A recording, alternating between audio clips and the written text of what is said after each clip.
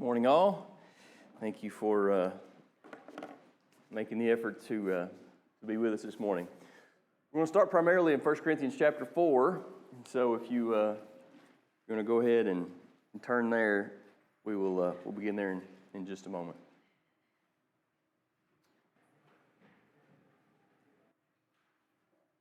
Before we begin this morning, Dad, do you mind to start us with a word of prayer?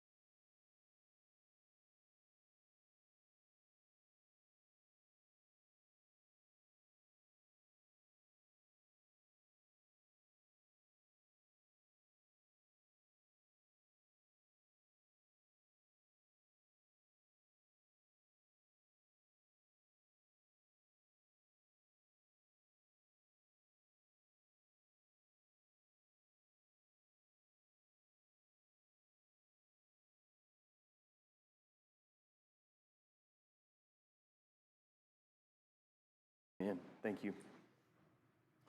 So it's been a few days since we were together in Corinth, and so thought we might take just a moment and kind of reset where we are and what we are hoping to accomplish this quarter. I know I've said this several times, so at the sake of repeating myself. This is not a class where we are intending to go through kind of verse by verse, but instead we're trying to kind of tackle topic by topic, because there's certainly a lot. A verse by verse study of the Corinthian letters would definitely be valuable. Just kind of wanted to go about it in a little different way this quarter, and so we went through an introduction of where Corinth is and where they fit in Paul's timeline, and then spent a fair chunk of time talking about the relationship between Paul and the Corinthians, and then got into some of these issues, and that's the kind of the part of this quarter that we're in right now is where Paul is bringing issues to the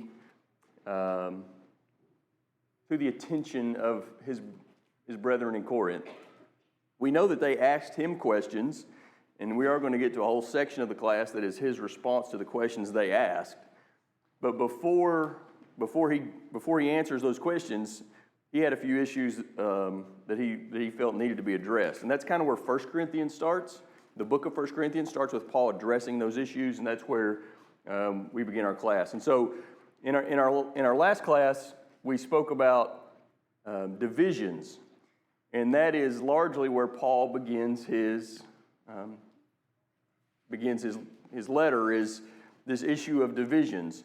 And I had a really good conversation, I thought, last time, but I didn't want to, if there were any final comments or thoughts, as any of that percolated over the last 10 days or so, any last thoughts or comments about the issue of divisions in Corinth and things that you've thought about since we spoke about that in class?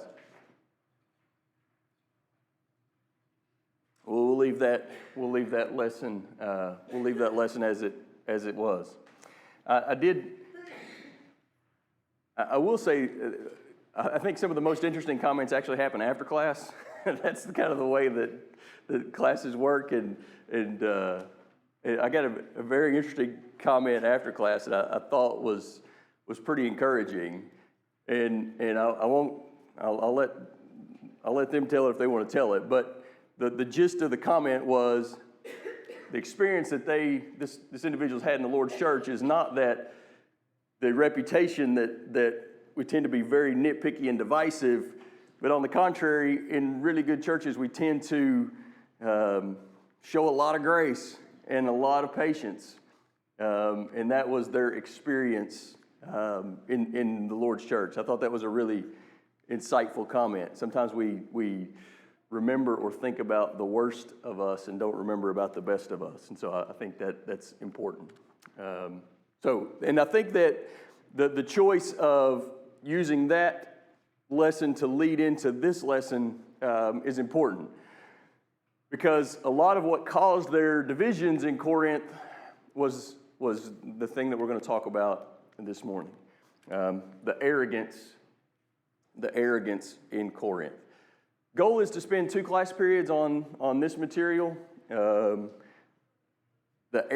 Particularly today in chapter 4 and a little bit in chapter 8, and then hopefully on Wednesday we'll dive into in some detail the issues of 1 Corinthians chapter 6. So we'll kind of hopefully today we'll set 1 Corinthians 6 kind of aside and we'll handle that on Wednesday. So again, we won't have time to do this every time, but let's read a few verses from 1 Corinthians chapter 4 as we begin our thoughts about the Corinthians and their arrogance. 1 Corinthians chapter 4. Somebody care to read 6 through 13? 6 through 13.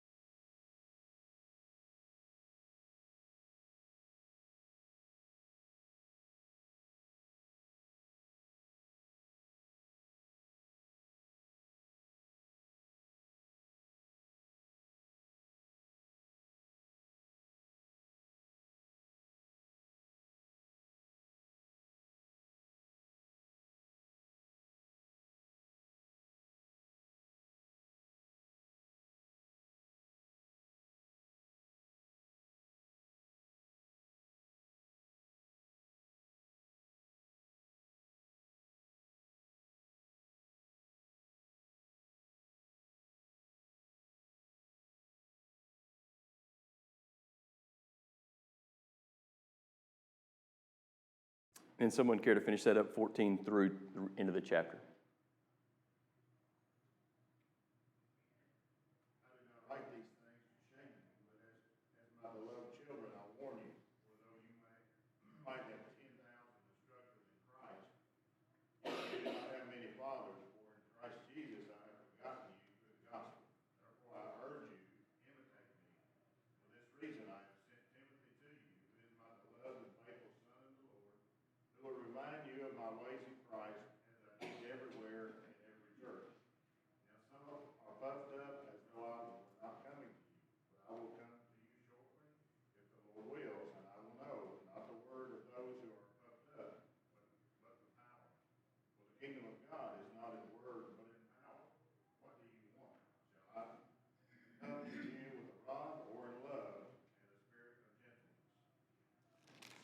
Well, let's go ahead and turn over to 1 Corinthians chapter 8. I'd like to kind of think about this section of verses together because I do think there is definitely a common thread and a theme to them.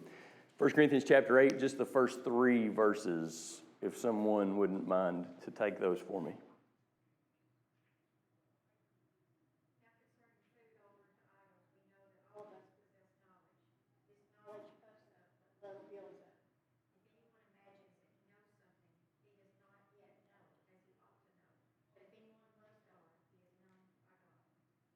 If anyone imagines he knows something he does not know as he ought to know. That Paul's a pretty great turn of phrase there. And then quickly to 2 Corinthians chapter 3.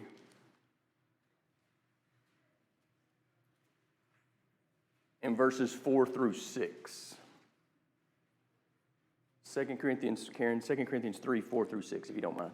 Whose mind the God of this age has blinded, who do not believe, lest the light of the gospel of the glory of Christ, who is the image of God, should shine on them.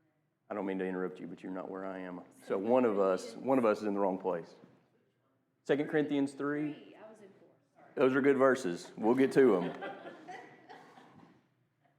And we have such trust through Christ toward God, not that we are sufficient of ourselves to think anything as being from ourselves, but our sufficiency is from God, also made us sufficient as ministers of the new covenant, not of the letter, but of the Spirit, for the letter kills, but the Spirit gives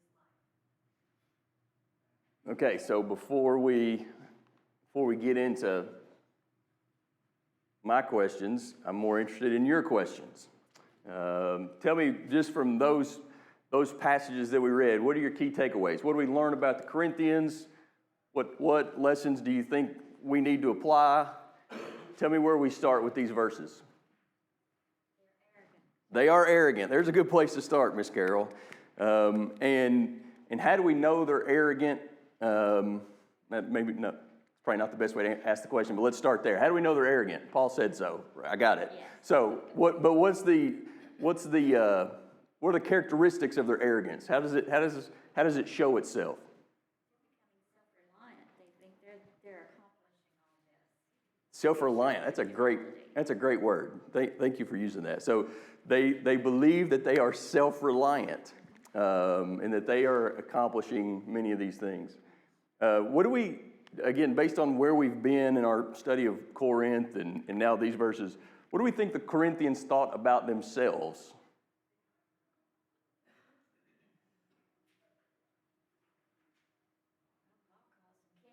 They think they're kings. They do. Again, don't know exactly where that came from, but Paul does refer to it. You're acting like kings. What do the Corinthians think about themselves? This is right outside of Athens, and it's not an entirely different audience than that where Paul faced in Athens. Yes. These guys were steeped in the desire for knowledge and wisdom. They were probably, like, again, Stoics and others that were teaching there, and so they thought themselves just to be, brilliant people. Yes. And very worldly in that sense. Yes. And so he's dealing with this group that's of course, that are Christians, that are in the church, that are, beginning to cause division in that sense.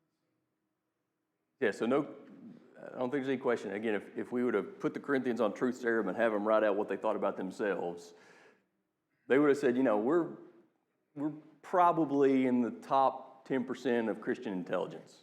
That's probably what they would have said about themselves. All right, what else? Again, just based on what we've read and what we know about Corinth, what else do we think the Corinthians would have said about themselves? On that same point, in Corinthians, it says numerous times, "Oh, know ye not." You think you're smart, you think you've got it all figured out. You really don't. Yes. You really don't know what important stuff is. You think you know everything, but you're foolish in God's eyes. Yes. Particularly in chapter 6, if you just go through and underline every time Paul says, "Do you not know?" I mean, you'll threaten to run yourself out of ink. Do you not know? Do you not? Do you not know? Do you not know? That is very repetitive. Don't you think you're being sarcastic? No question. Yeah, no question. And in chapter 4 that we just read, and in chapter 6, I think it's sometimes hard to read the sarcasm into it. I think there is a lot of sarcasm. I think there's sarcasm in the verses we read in chapter 8. In verse 1, you might notice, depending on your version, verse 1 of 1 Corinthians chapter 8, in quotes in the end of the first, or at least in the English Standard Version, it says, "Now concerning food offered to idols, we know that," quote, "all possess knowledge." Now, is that because that was part of a question that they wrote to him, or was that just a common phrase of the Corinthians? Whatever, we're not sure, but it does appear that he's in some ways kind of throwing their own words back at them in a sarcastic way there in verse 1. We know all possess knowledge. We get it. You guys are really, really smart. Yes, there's certainly some sarcasm there. Do you think, Michael, they're also worldly rich with worldly goods? Could these people be that arrogant to think that we've accomplished all this and we've got all these possessions because we did it? There is, I agree with that, Ms. Carroll. I think there is a subtext there, or there is some indication that some of these Corinthians were doing pretty well economically, and that they put some stock in that. I think that's part of what Paul's getting at in 1 Corinthians 4. you guys are rich, not only spiritually but materially. Y'all are doing great. You got the world by the tail. In that sarcastic way. So they think they're pretty smart. They're doing pretty well economically, and I think that you can also get through here that they like the fact that they're pretty well respected. I'm going to read specifically chapter 4 and verse 10.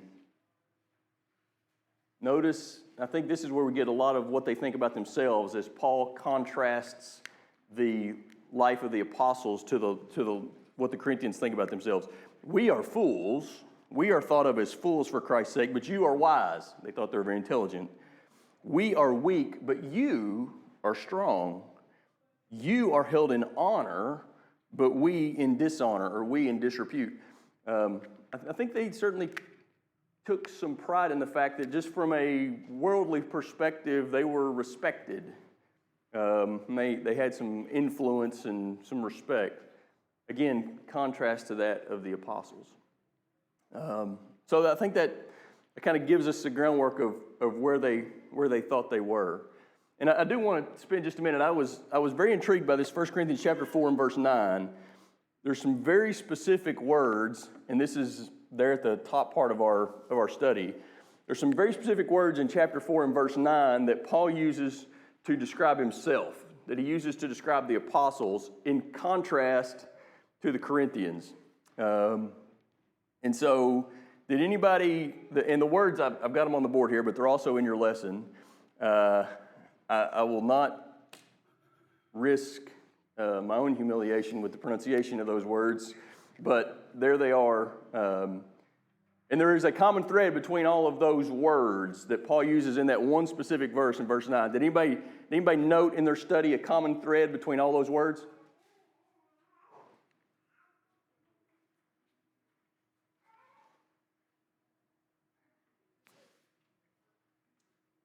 No? So I think that you will find, if you go and look at the usage of these words and what they mean in the Greek and other places they were used, all of these words have in the context of criminals being led to the Colosseum as gladiators. That idea that, again, and I think about, and Tara and I, we were blessed to be able to go and see the Colosseum in Rome, and again, that was built after the time period of Paul, but it kind of gives the idea. And part of the spectacle, part of the theater of that Colosseum was bringing the defeated, the conquered lands, bringing the criminals from the criminals from Rome, and bringing them into the Colosseum for them to fight tigers. Right? They were condemned. They were fighting tigers. So let's go word by word. This word exhibit, this word display, I think this is Vine, a technical term used to describe criminals condemned to die in the arena. Again, think about a Roman general, a Roman conqueror. They had these huge parades as they led them back into the city. They brought all of the treasure that they brought from the conquered lands, and then at the end of the parade, there were these shackled criminals that they were put on display before the public, before they were put into the arena to be slaughtered. It's interesting that Paul says in verse 9, last of all, like men sentenced to death. That would have been common. These were the guys at the end of the parade, so to speak, the criminals at the end of the parade, last of all. The word spectacle, theatron there, that's very much, our word theater is in there, right? A public theater, whether it's a amphitheater or a coliseum or some kind of public display, that these men weren't punished in a secluded, hidden way, but these, again, as criminals, condemned to die, led to the theater, and I already used that other word, condemned to die. If you are is it Marvel? If you're a Marvel fan, you kind of recognize the end of that word, Thanos. he was kind of the dealer of death, right? That's the reason that word is in there. Unto death, condemned to die. So, what is the point that Paul is making? All of these in a very political, gladiator kind of word. Help me with the point that Paul is making in referring to himself and the other apostles in this way. They will die for Christ. They are condemned to this life, I think. Theirs is spiritual, and the Corinthians are looking at the worldly life. Yes. So Ms. Carroll says that this is how Paul views himself and the other apostles, as put on public display to kind of be humiliated and condemned to die from an earthly standpoint. How do you think the Corinthians would have thought of that?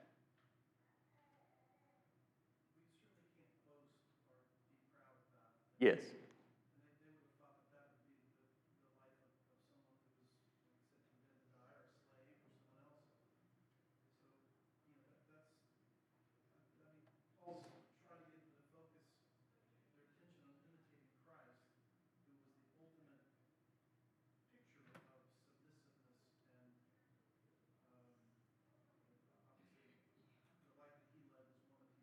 Yes.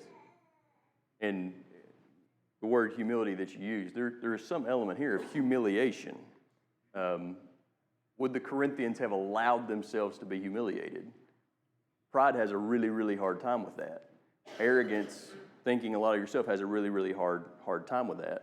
So, again, the reason I thought this verse was interesting, I just thought those words were interesting, that Paul used all those kind of political, what's the right word? Judicial kind of words all in the same verse. I think there is certainly an element that the Corinthians were proud of themselves and they were embarrassed by Paul.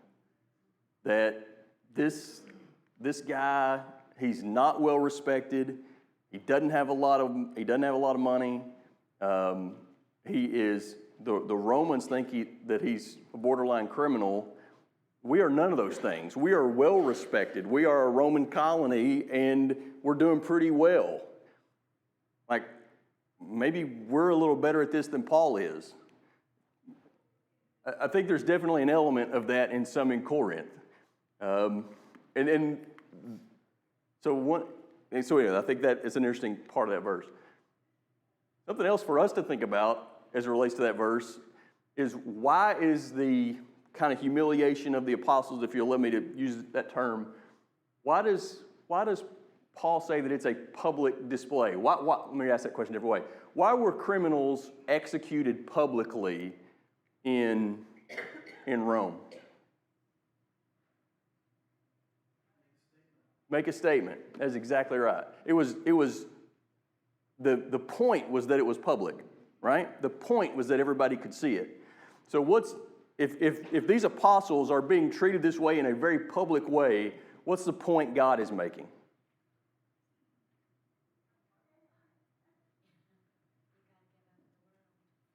Carol says you got to give up the world. I agree with that. I don't know that I've got the exact words to put this. I'm looking for feedback here. But Paul says the public display of these apostles, this is not that we're just being treated this way, but that it's intentional. Read verse 9 again. I think that God has exhibited us. God has exhibited us, last of all, like men sentenced to death. We are a spectacle to the world, to angels and to men. Yes?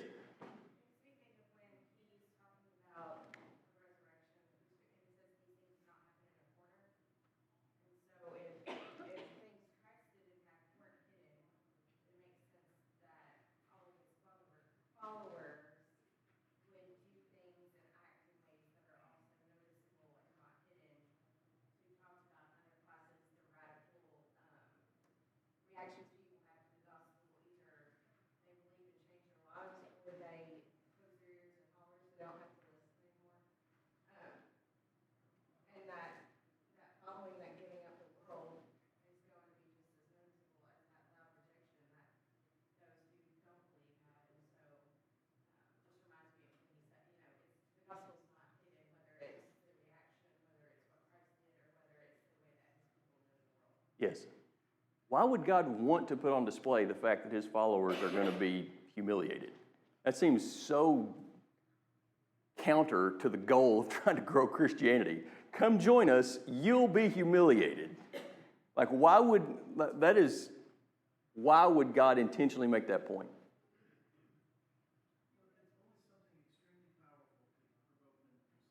Yes.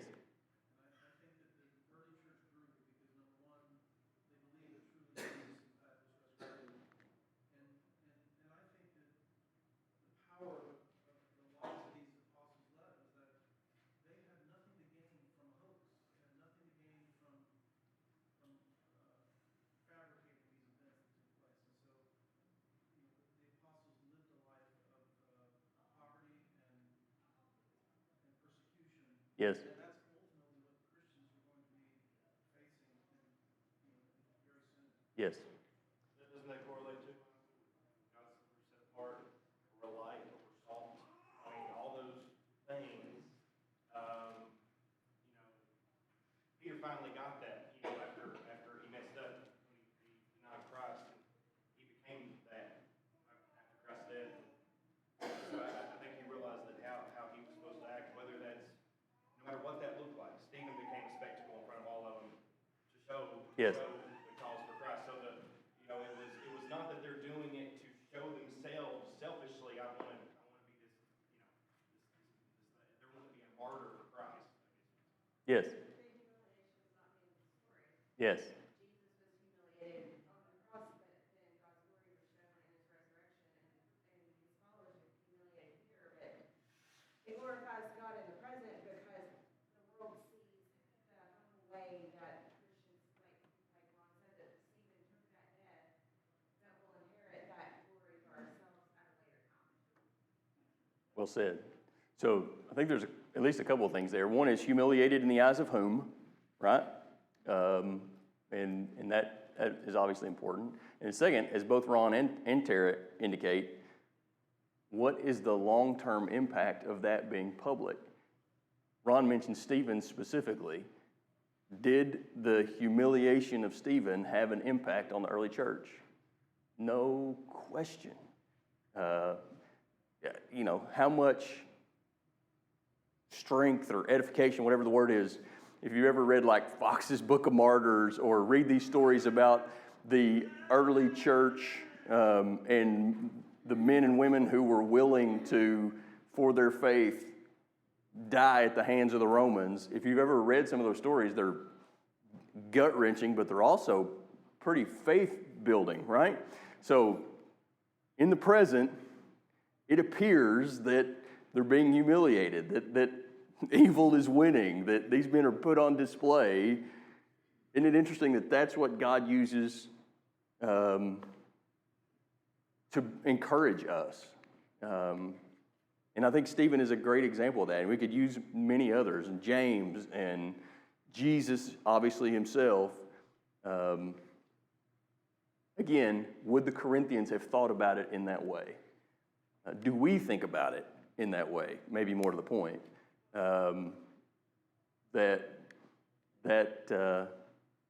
Living, being well respected and doing well in the eyes of the world is pretty counter to what Paul said the goal of the apostles here was, or the life of the apostles was, anyway. Yes, sir. The real smackdown to me is in verse 7, where he says, what makes you all special? Yes, sir. Did you not receive everything that you have? This Christianity stuff is new. Where did you come up with the idea? And they got it from the very persons that they were trying to put down and belittle and make less than themselves. Yes. So I completely agree. And Ron highlights verse 7, and I think it's probably good that we go there and meditate on that verse for just a moment. Who sees anything different in you? That's English Standard. I think I like the New English better. Who concedes you any superiority? That's the New English. Chef's kiss. I like that. Who concedes you any superiority? Who made you better than everybody else? Any other versions out there or any translations that? Okay, so let's think about. There's 3 questions in verse 7 that, and I agree with Ron. They all would have been pretty piercing. 3 questions in verse 7. Number 1, who concedes you any superiority? Or again, your version may say, who sees anything different in you? What's he trying to say there?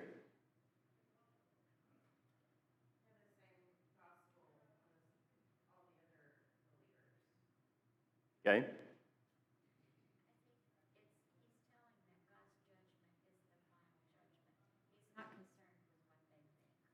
God's judgment is important, not their own judgment of themselves. That's a good thought too. Other thoughts there? If you put that question in your own words, if we were to ask somebody that question in 2022, how would we phrase that question? Well, if you look at chapter 5, which follows shortly after, he's pointing out that they're doing things that is even looked poorly upon by the Gentiles. Yes. And so he's kind of leading up to this, so it may be that in his mind, he's pointing out that you're not living any better or anything than the Gentiles are. That's certainly the point in chapter 5. And it's interesting that does follow this immediately. It's a good point. I think you've hit the nail on it there. Like, guys, who made you all the chief Christians here? There's definitely that. So, again, imagine you're getting this letter from Paul and you hear that. Whatever the idiom of the day, that would have been what he might have written to us in 2022. But, that had to be, again, piercing. Second question, what do you have that you did not receive? Again,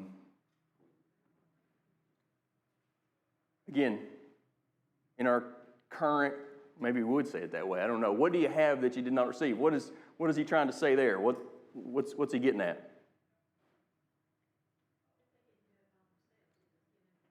So this is the self-reliance that Carol talked about earlier. What do you have that you didn't receive? I think this is one of the questions that was in your material. What can we apply to that in our lives today? What do we have that we didn't receive? All good things come from God.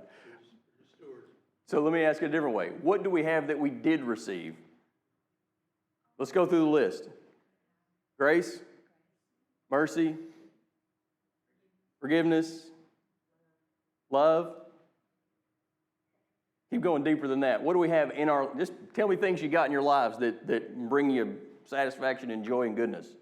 Children, peace, scripture, Christian family. Whatever you got materially.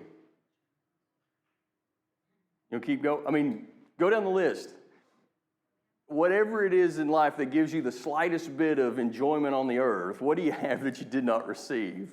And then, the last question, if you received it, why do you boast as if you did not receive it?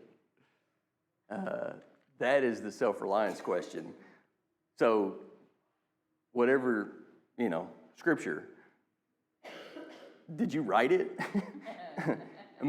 If you received it, why do you boast as if you have the final answer on it?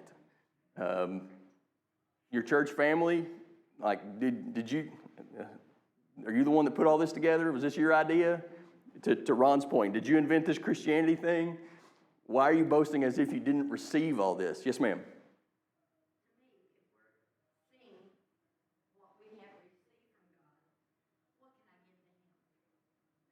Yes. Yeah, that is a great perspective, and one that we should have in view of everything that we have received. I think this goes to spiritual things. I think it goes to material things. I think it goes to family things. I think it goes to church family. I think everything in our lives. What do we have that we didn't receive? And if we did receive it, why are we acting like it's a big deal that we've got it? I just think there's a lot to those verses. Well, also, if you look at it from the standpoint of the steward that owed his master 10,000 talents. Yes. We're all in debt to God, a debt that we can never repay. Yes. And to boast as if we could, or we have the ability, or we could do it on our own is folly, just like him. Once it comes day to pay, all he could do was beg for mercy from his master. No question. And that's us before God. So for them to brag about anything, they're no better than the student. If anyone should have had a standing to boast about something, who would it have been in this context? Paul, right? And what does Paul say about himself in this same chapter? Verse 1. I'm sorry? He's a steward, yes. If anybody could have said, look, guys, I brought this to you. I built this thing. You all are down on me. And if it wasn't for me, this church wouldn't even exist. And yet, even Paul said, none of this is for me. I'm a steward of the things that I have. In the same way, I'm not going to act as if I did not receive this. I'm not going to boast as if... so anyway, if anybody would have had the standing to do that, it would have been Paul. And he rejects that idea even for himself, for sure. Let's see. I think that we have been through several of these questions. Let's go to chapter 8.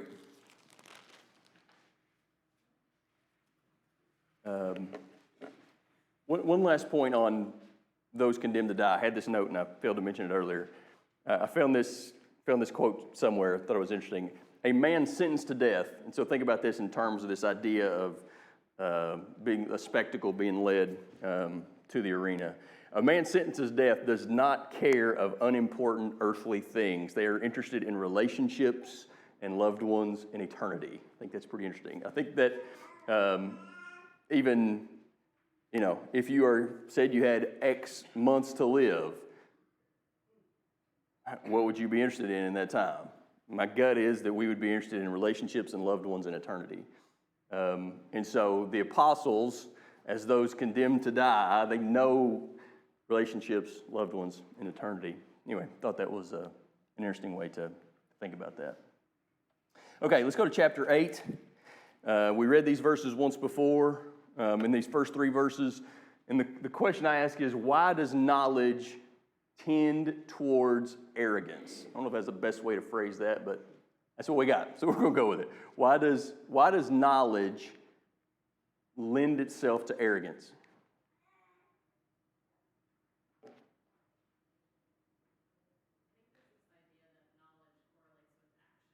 Okay. Having the knowledge is you actually living it out. Yes. Doesn't always go hand in hand, right? In some cases, is the opposite of that. That somehow knowing more automatically or in and of itself makes us more righteous. Now, does knowing more and applying it properly, is that important? No question. But knowledge in and of itself, as if having knowledge makes us more righteous, that I think that's the idea Paul is getting at. Other thoughts on that? Why does knowledge lend itself to arrogance?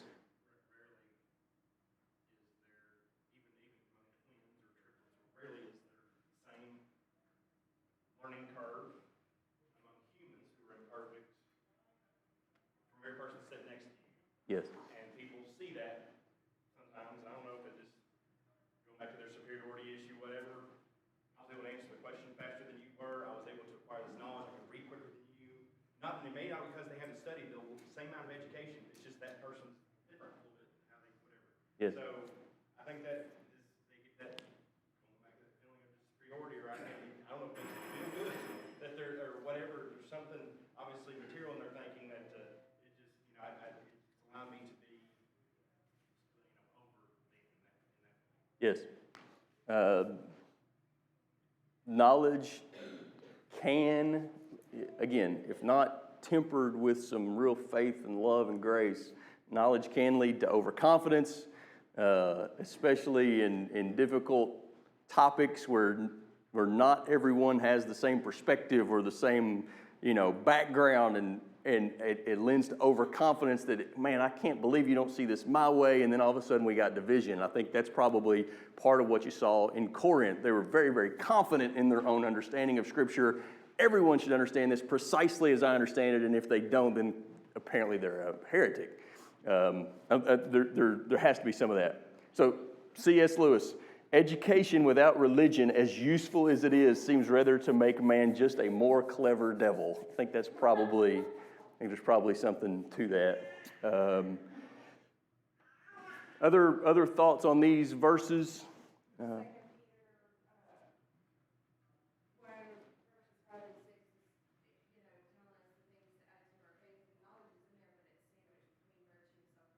Yes.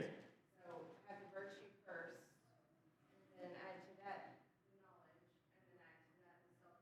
And I don't think it's accidental that self-control is there right after knowledge, so that you don't, we are commanded to grow in knowledge, but not to let that knowledge puff us up. And then, very end of that list is love, which in 1 Corinthians it said that love builds up, and knowledge puffs up. Yeah, 1 Corinthians 13, if I have all knowledge and know all mysteries, but I don't have love, what's the end of that verse? Zero. It's nothing.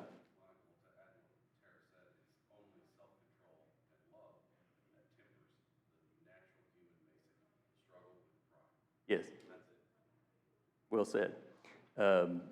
Yeah, if we don't have that kind of undergirding all of that, what happens? We're not going to get into the whole food sacrifice to idols thing yet, but if you go down to verse 11 of chapter 8, what did their knowledge ultimately lead to? Their knowledge, this thing that we hold in very high regard, having knowledge, what did knowledge lead to in verse 11, chapter 8? It killed people. My version says destroyed. By your knowledge, your weaker brother is destroyed. Knowledge is deadly if not handled appropriately with grace and love. Think that's interesting. That's why there's so many lawyer jokes, he says. I think there's something to that. I'm going to leave that there. So how does this present itself? What could we possibly hear ourselves saying or find ourselves thinking? How do we keep growing in our knowledge without becoming arrogant? I know the bell's getting ready to ring. A couple thoughts, and we'll start here kind of next time. I'd leave you with that question. How do we keep growing in knowledge and not become arrogant? But if we find ourselves saying, I used to think like you, but then I learned better, like that may be true, but man, there's a certain arrogance in that. Refusing to admit that the way that we see things today is not like the final answer given divinely. Like we're going to continue to grow in our understanding. The inability to admit that we're capable of misunderstanding something, that's a huge pride thing, right? Like I'm sure that I have this. The inability to admit that we might be messing it up. Knowledge puffs up, but love builds up. 1 Corinthians chapter 8 and verse 2. Knowledge puffs up, but love builds up. So are we growing or are we just swelling? That's probably a good question. Because love builds up, knowledge just puffs us up, and those aren't exactly the same thing. Any last thoughts on this before we close for this morning? You definitely hit the nail on the head, Michael. I'm thinking they're smarter than Paul. Because how many times they asked for his resume? Which you may have not got that. Yeah, no, for sure. Because they asked your resume, 3 or 4 times? Yes. So I think you talked after class one time that might have had a little Paulus influence from that. We don't know for sure, but definitely part of it was because of a knowledge problem here. That they kept asking, why you keep telling me how much you're smarter than I am, or kind of deal. So Yeah. anyway, Yeah, no, I think that's definitely true. So we will we'll look at for sure 1 Corinthians chapter 6 on Wednesday. We'll also touch on that 2 Corinthians. What is it? 2 Corinthians chapter 3. I've lost my place. We'll touch on both of those passages next time and dwell on more of the idea of arrogance and how it led to division and disputes in Corinth. Thank you, everybody.